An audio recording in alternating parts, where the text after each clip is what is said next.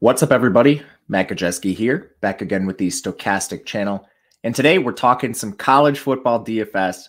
Yes, it's back. It's week 0. We have 2 slates on deck. We'll talk about them both, starting with the main slate. Then we'll get into that little 2-game early slate a little bit after. But before we get started, make sure to hit that thumbs up button, subscribe to the channel, and hit the notification bell so you know when this and all other content goes live. And most importantly, you're here for College Football DFS. We have a phenomenal deal right now for you guys where you can get 50% off your first week of any College Football DFS package with the promo code BLITZ. You can find the link to this in the video description below. That's going to include projections, data, ownership, everything, you name it for College Football DFS. We will have it.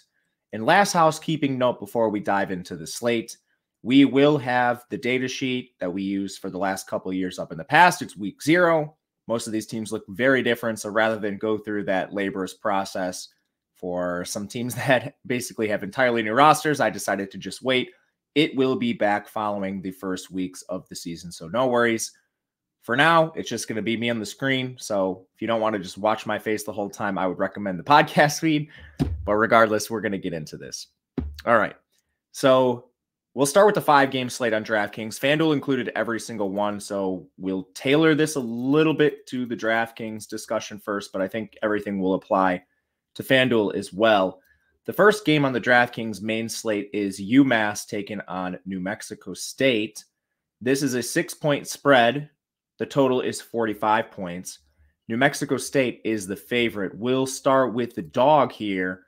Right away, this is a very low implied team, and UMass, I actually personally bet UMass. I think they're going to be a little more competitive than some people do.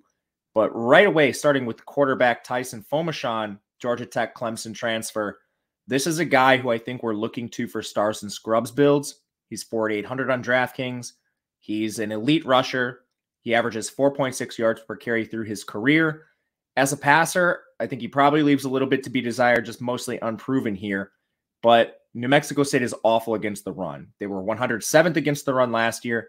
They didn't do anything to address that. As long as they're not just stacking the box every single play, Fomashon should have room to run here. And as we'll get to, there's a bunch of overpriced quarterbacks on this slate. Fomashon is actually an appropriately priced one, and he's just barely above the quarterback min. Sorry, I'll have to clear my throat probably like 6 times. A little congested today. In the backfield here, last year we saw UMass run a pretty gnarly rotation. They do lose their top rusher, Ellis Merriweather, and they listed K'Ron Lynch Adams as the starter at 4,500. He's just above Gregory DeRosiers at 4,300. I expect these two to handle most of the work, but I do also believe this is a timeshare. They have a bunch of transfers here. Jalen John, Jackson Paradis are also behind them. I don't know how involved those two get, but right away, I think this screams timeshare all over it. If I'm throwing shots on the UMass backfield, it's probably Lynch Adams, excuse me, and Gregory DeRosier. DeRosier, 84 rushes last year, so somewhat involved. The receiver room, I think, is pretty interesting. They're all cheap. I would expect the run rate to be pretty high for UMass this year. Right away, what stands out to me is George Johnson III, 3,700. He led the team last year with 28 catches, 402 yards. From there, you got Mark Pope coming in from Jackson State, former 4-star receiver. He originally played with Miami. And then you have Simpson coming over from Arizona. He's a player that basically never played, but will get at least first-team looks right away. They also have Isaac Ross back. He was their 3rd leading receiver, added Christian Wells from App State. I think this is probably going to be George Johnson, Mark Pope, and Simpson for the most part, but I'm expecting a little bit of a rotation here. My preference is to take shots on George Johnson, who's actually been with the team before. He originally came from Michigan, so this isn't just some random guy off the street either. This is a pretty good player. But UMass receivers pretty dicey to trust here with the elevated run rate we're expected to see. New Mexico State, they're a team that plays really slow and pretty run heavy as well. They have Diego Pavia under center. Right away, his projection stands out as somebody who's overpriced at 7,400. He played well last year. He averaged 5.5 yards per carry, 506 yards on the ground on 93 attempts. But he wasn't very good as a passer. 53% completion percentage, 7.6 yards per attempt, 13 scores, 6 interceptions. UMass has improved on defense. I don't know how much that matters because they were very, very bad. Even an improvement probably doesn't matter too much here. With that said, you have, New Mexico State's implied team total is about 6 points higher than UMass. Excuse me, a little higher than that, but almost 10. But with that said, you have nearly 3,000 in salary separating these guys. I just rather play Fomashan at a really cheap price rather than Pavia at this price. Backfield's a two-headed monster. You've got both guys back, Star Thomas and Jamani Jones. 5,200 for Thomas, 4,800 for Jones. It was basically a near even committee last year. Thomas had 107 rush attempts. Jones had 111. Thomas was more efficient. So he would be the guy I go to if you're playing one of them. But I'm not even convinced that they don't involve another back. Monty Watkins at 3,400, maybe play some change of pace duties. They're favored over UMass. So I think taking some shots here makes some sense in tournaments. But neither Thomas nor Jones are going to be real strong priorities here for me. Finally, they returned 3 of their top 4 wideouts. I think the 2 locked-in starters are Jonathan Brady and Cordell David. David last year, 343 yards. Brady had 310.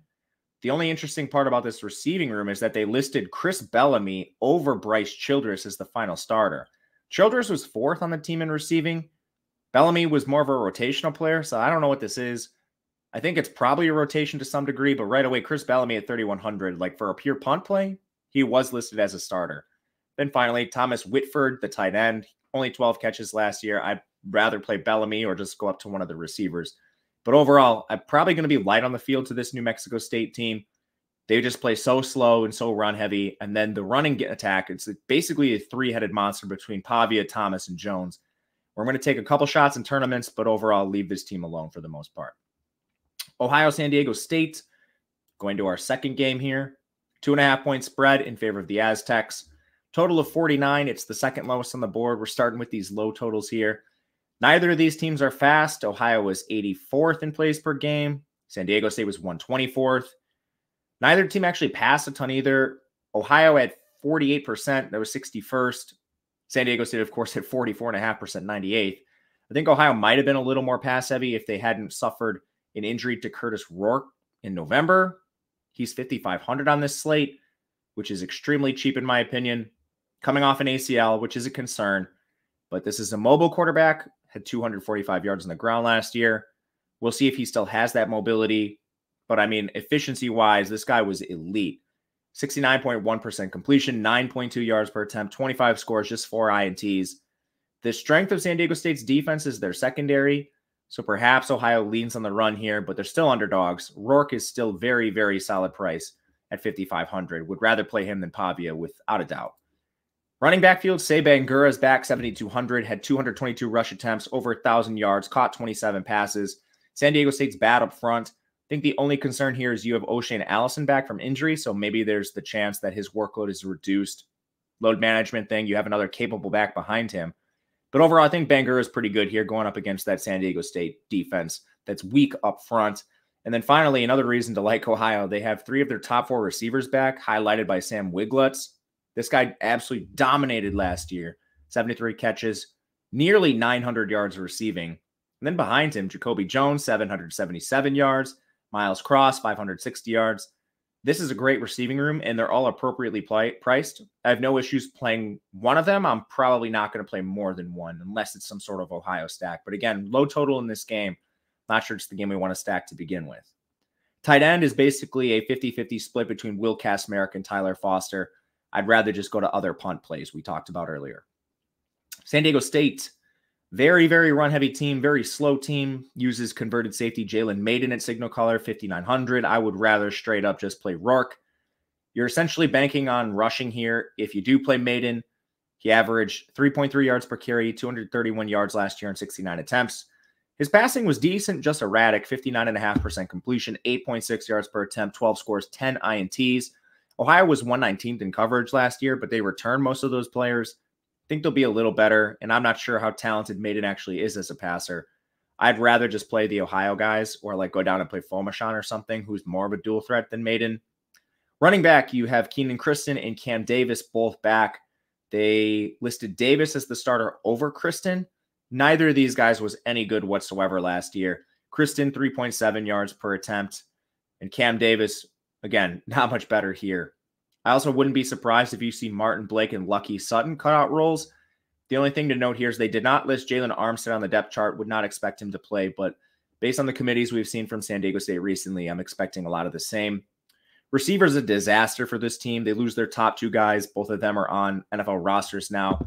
The only player back with some experience is Mekhi Shaw, and 29 catches, 349 yards. That's not great last year.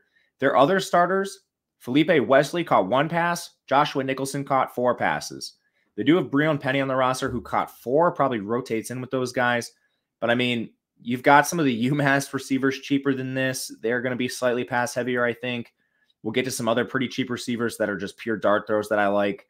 I don't see a way to really play any of these San Diego State receivers outside of just massive tournaments.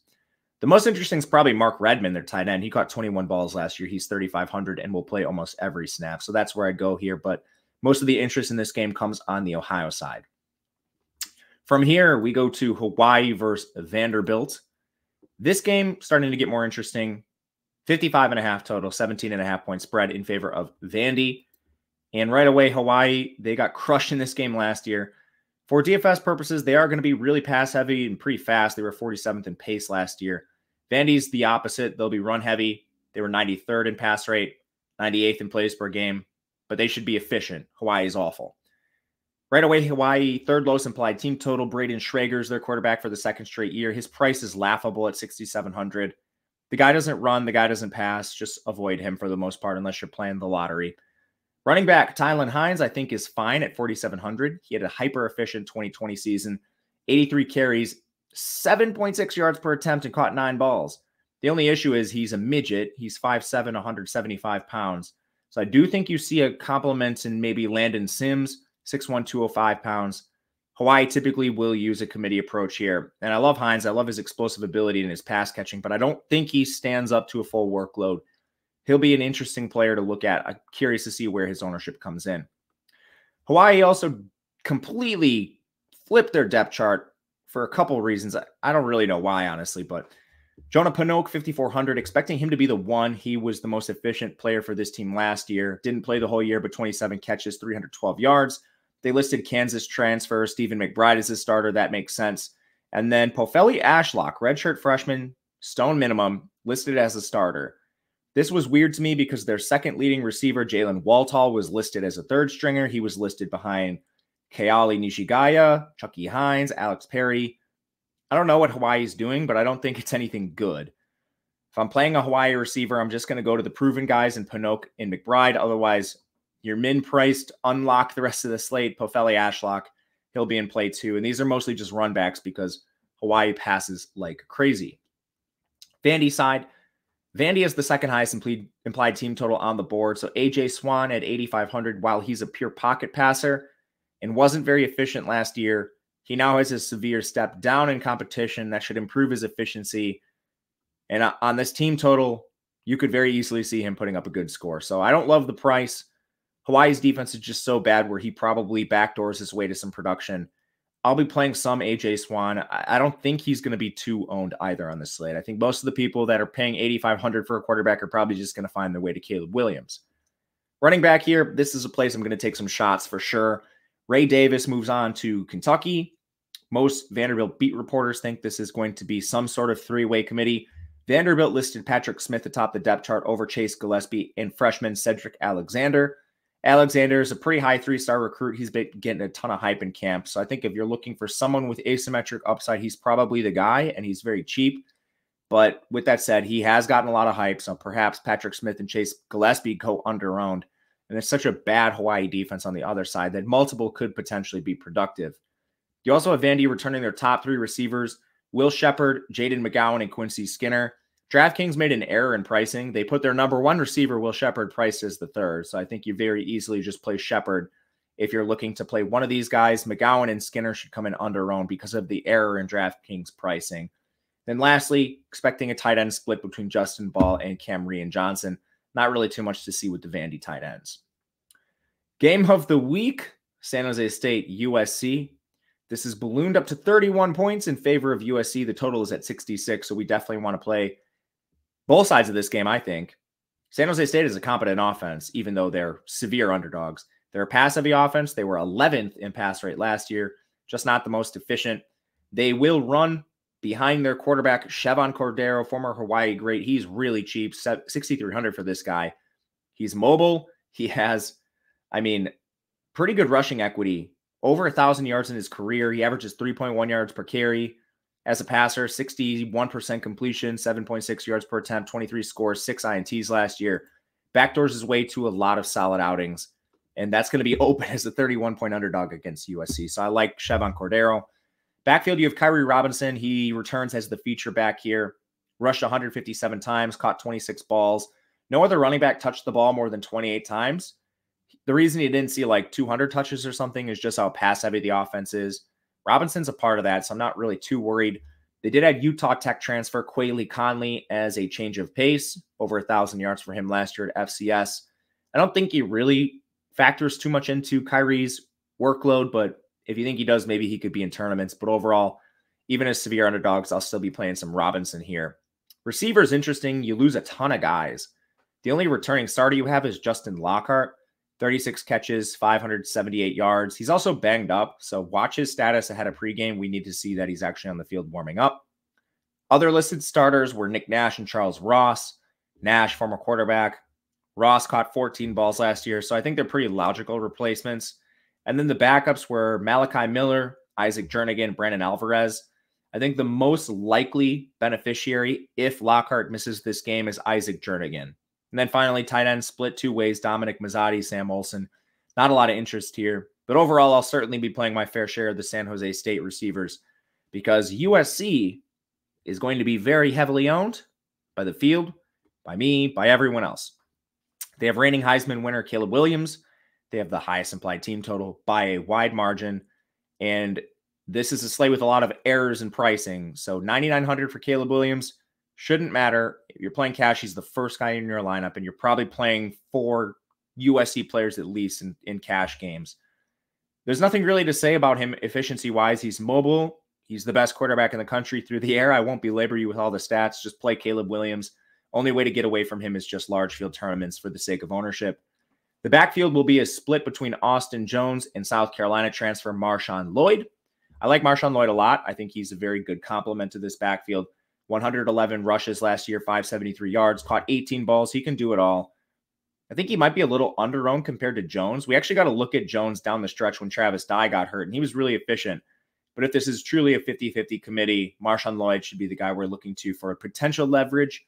I think both backs are fine for the record. I'm going to play them both. And then they have such a big spread. I think maybe you could throw some darts on like Quinton Joyner and Amarian Peterson. They're 2 freshmen. Peterson's way cheaper than Joyner for what it's worth, 3,300 versus 67, but this total's massive. I think you could take some shots. Receiver, I'm kind of expecting a big 4 here between Dorian Singer, Taj Washington, Mario Williams, and Brendan Rice. I think your top 4 are Singer, the Arizona transfer, top 2 in the conference in receiving last year. Taj Washington originally was playing just rotational roles, but then, there were injuries. Mario Williams got injured last year, so Taj got on the field late, and he actually finished the year with 785 yards. That trailed to only Addison. And then Williams, he finished with 631 yards, but played through injury down the stretch.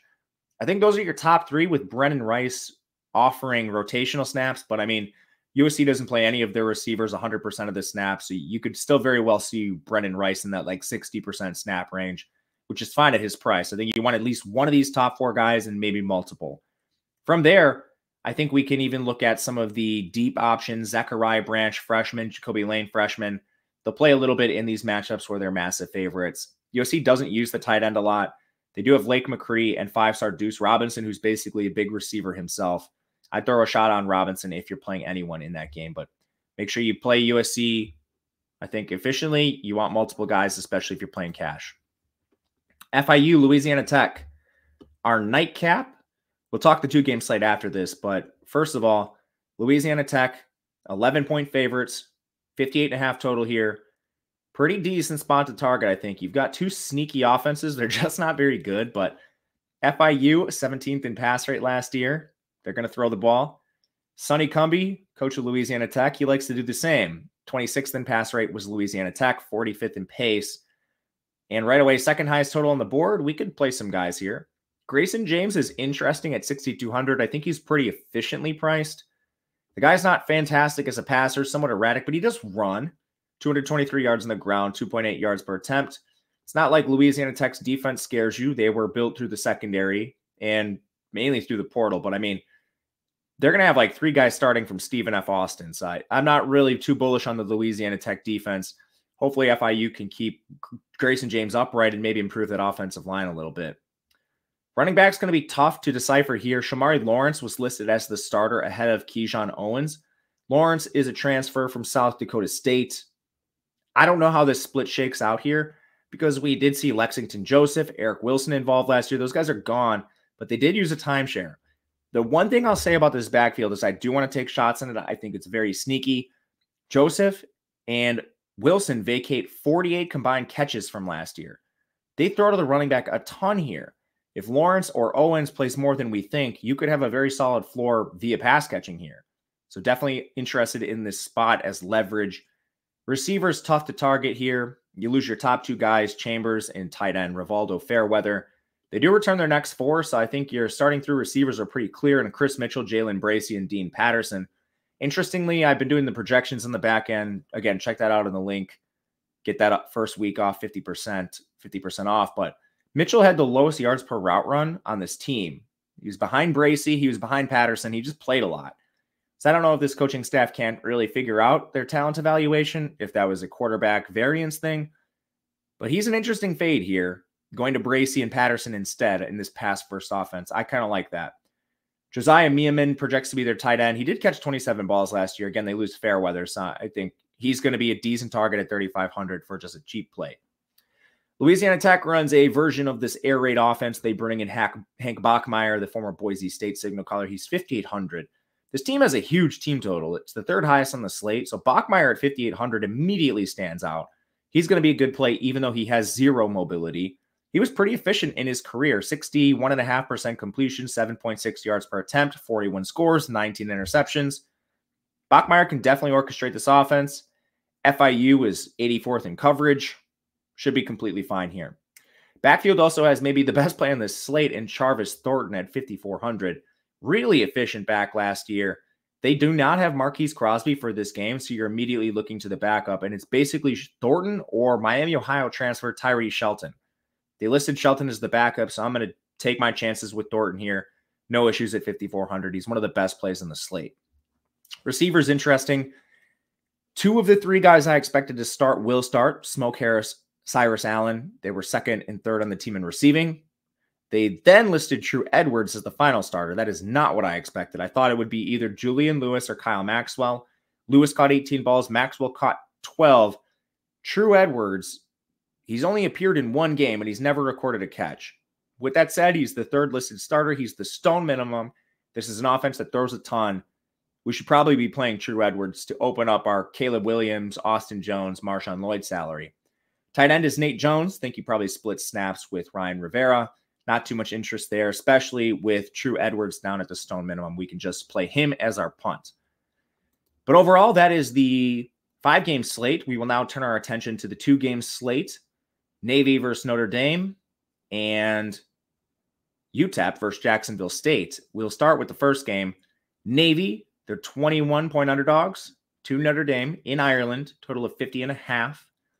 Some changes on the Navy side. They also have the lowest implied team total, but new OC, he comes over from, I forget the college he comes from. They also run the triple option too, just don't have it in front of me. He comes from Kennesaw State early in the day. Anyway, they run the triple option at Kennesaw State. The only difference is that they incorporate short passes, screens, crosses. Navy will now do that. I don't have a lot of optimism in Navy considering Ty Lavatai missed the spring with an ACL. Xavier Arline plays lacrosse. He missed the spring. Tedros Gleaton worked as the starter during the spring. Then he had academic issues, had to be held out. Now they listed Ty Lavatai and Blake Horvath as co-starters. So right away here, you've got a team with essentially the lowest implied team total on the slate. Co-starters at quarterback who doesn't throw a ton, even if we expect it to be a little more. I have a hard time playing either Lavatai or Horvath, especially at their prices. There's another guy I would rather play at this price. Just GPP only situation. And then the interesting thing here is you basically have your old offense, fullback, 2 slot backs, 2 receivers. You're now playing an offense that's going to incorporate a tight end, at least to some degree, that's going to pull someone off the field. I don't know if it's going to pull off fullback or slot back or one of the receivers, but you have some volatility here for the whole rest of the Navy skill guys. To break them down, Dabo Fofana listed as the starting fullback. That makes plenty of sense. He was the most efficient runner on this team.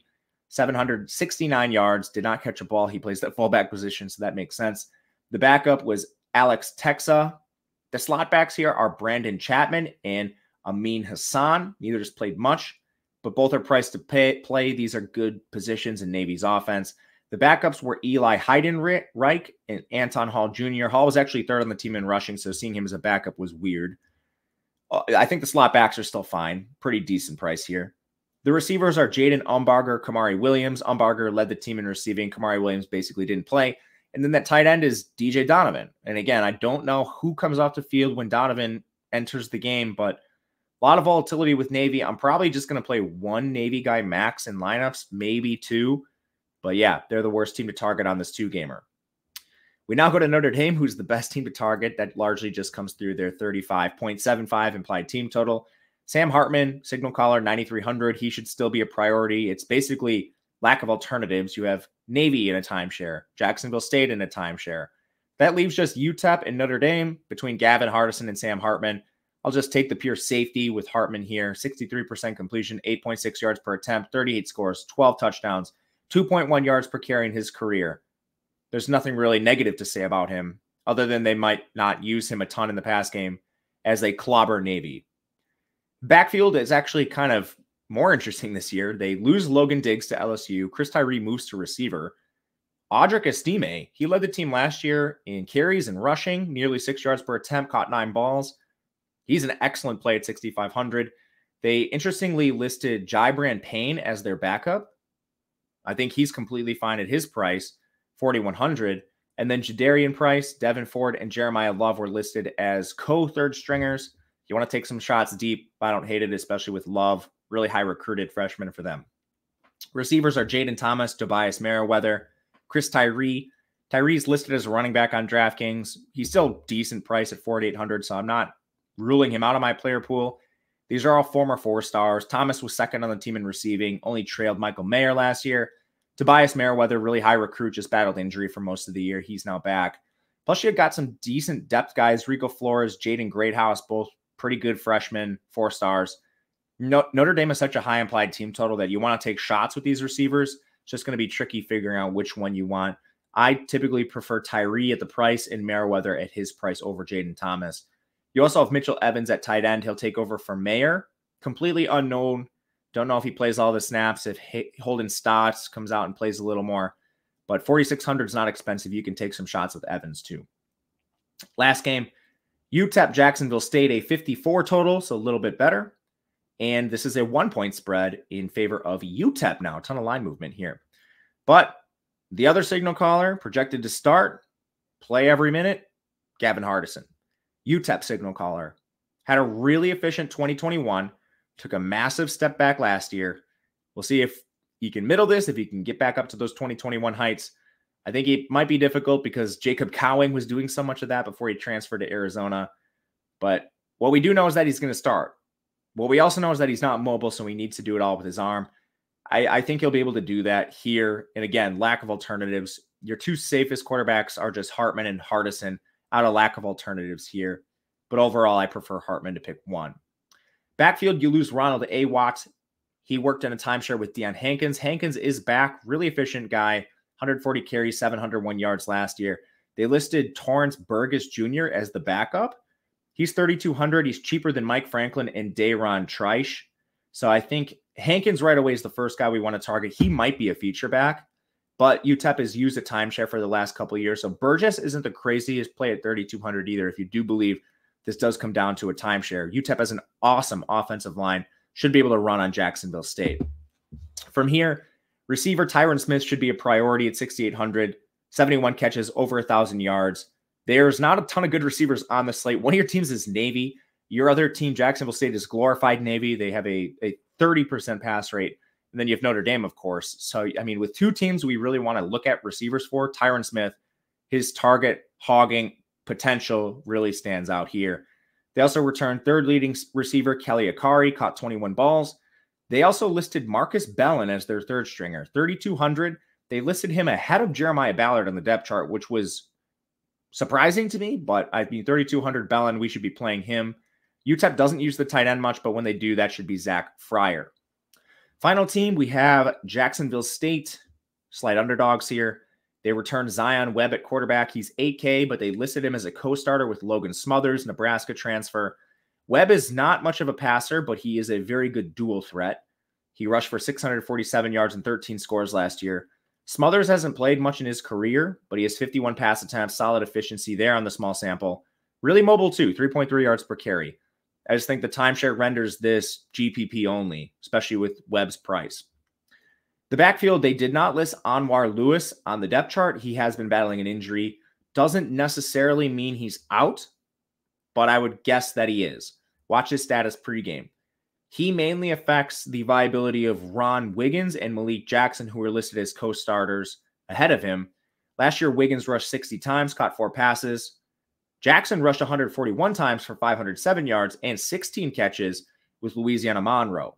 Malik Jackson's cheaper, and I think he's better. I would rather just play Jackson straight up, and I think he's one of the better running back targets on this slate. Team doesn't throw much here. They're losing one of their receivers, PJ Wells, who's out till October. So they only listed one clear starter. That was Michael Petway. He caught just 11 balls. And they have players on this roster who were more active than him last year. So seeing him as a lone starter, no or designation, was very surprising. They listed co-starters for the other 2 receiving spots: Quinton Lane, Brock Rechsteiner, Sterling Galban, and Perry Carter. So to break those guys down, Lane comes over from Stetson, was really productive there, but it's Stetson. Rechsteiner played 3 snaps last year. Sterling Galban, again, listed as a co-starter, actually led the team with 433 yards. I don't know why he's listed as a co-starter. And then Perry Carter, he was 4th in the team in receiving, 228 yards. I don't know why he's listed as a co-starter. They also have tight end Sean Brown back. He was 2nd on the team in receiving, 331 yards. Maybe you just want to go down and play him because he's affordable and he's not locked into a timeshare like Lane and Rechsteiner, Galban, and Carter. I don't know. Just something to think about. It's a pretty dicey situation here. But that'll do it for us today. Thank you guys for watching or listening. If you made the pivot to podcast after you realized it was just going to be my face. Anyway, check out our 50% off first week of college football. DFS, our product, projections, data, ownership, you name it, we have it. Link in the video description below. My favorite time of year, so thank you guys for being here. If you have any questions throughout the week, reach out to me on Twitter at Matt_Gajewski. Otherwise, good luck, everybody. We'll see you again next time.